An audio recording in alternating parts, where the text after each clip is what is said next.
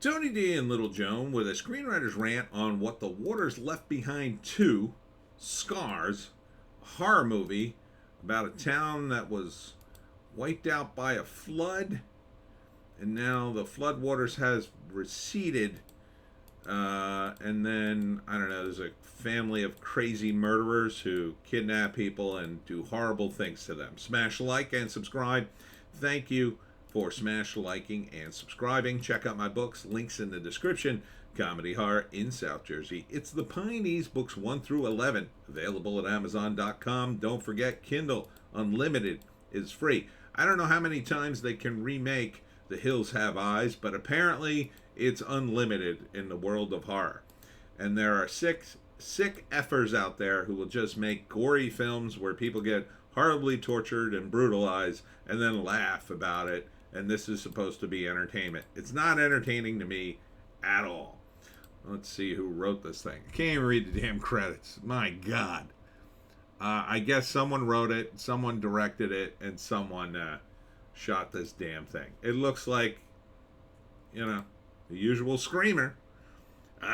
We've got crazies here. They're going to do horrible things like pour acid on you and tie you up and, I don't know, do horrible things. I mean, how is this entertainment? Can someone explain it to me? How is this even scary? To watch people get tortured just looks awful. Now, the trailer itself isn't particularly gory, but there's no dialogue in it, just screams. There's no plot other than the voiceover. Now that's a plus in terms of what the movie's about. Has a lot of potential here. When you got a history, and man, I'll tell you, the opening shots, when I first started looking at this, I was like, oh, this will be cool. The movie will take place in this ruined town that they must have found that was destroyed by a flood years ago. And now, I mean, look at this. This looks cool.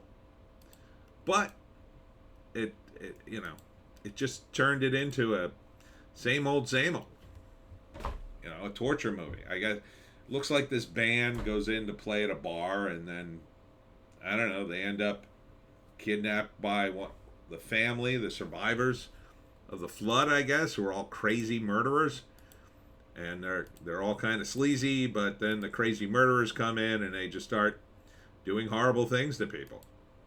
I don't want to see this. I wouldn't see this. No way. No way. It's just gross. So, near as I could tell, first act, it sets up the history of the town. It's flooded, and then the waters receded, and then the town came back a little ways. I guess they build a bar or fix up a bar, and then this band comes into town to play. And they hear the old rumors. I don't know, they drive the tour bus a little ways off to see the ruin, and something happens. Either the bus gets a flat, or gets driven off the road, or somebody's shot and killed or injured, and next thing you know, the entire band is trying to escape the area, and they're all captured and drug into some horrible torture den, and then you get to see them tortured throughout the second act as they try to escape, but a lot of them are horribly, brutally murdered. And then the third act, they turn it around, and one of them horribly, brutally murders some of the crazy family that runs this town, I guess. Who cares? Just looks horrific, in my view. And it's a shame. You had that town. Man, talk about production value. You could have done a cool history thing, a real supernatural thing, like in The Shining, where, it was some kind of spa, I guess, right? So imagine walking around those ruins, thinking like, oh, there's nothing here, and then seeing someone from the days of the open spa just walking around like a ghost, right? Or some supernatural being, whatever you want to call it, and dressed in the appropriate gear. I mean, it'd be creepy as hell. You just have to come up with a reason why they're stuck there for a while, and then they can't leave. And then, you would have the inevitable, they wake up and they're in the middle of the spa and the walls are back and the building's operational. It's like, how did we get here? Are we back in time? There was so much potential here. I think you squandered it on a bunch of gore. Is there a right up here? Okay. An Anglo-American indie rock band. What? What? Who, who, who calls it that? An Anglo-American indie rock band stranded in the desolate city of, oh my God, can't even pronounce that. Apexcuin? Their conflicts between themselves and their bad luck quickly forgotten when they begin to discover the bloody hell that awaits them. Yeah, it sounds like The Hills Have Eyes, or any one of a number of movies that they shoot out in the deserts of California where there's some crazy person. I mean, Frank Grillo was one.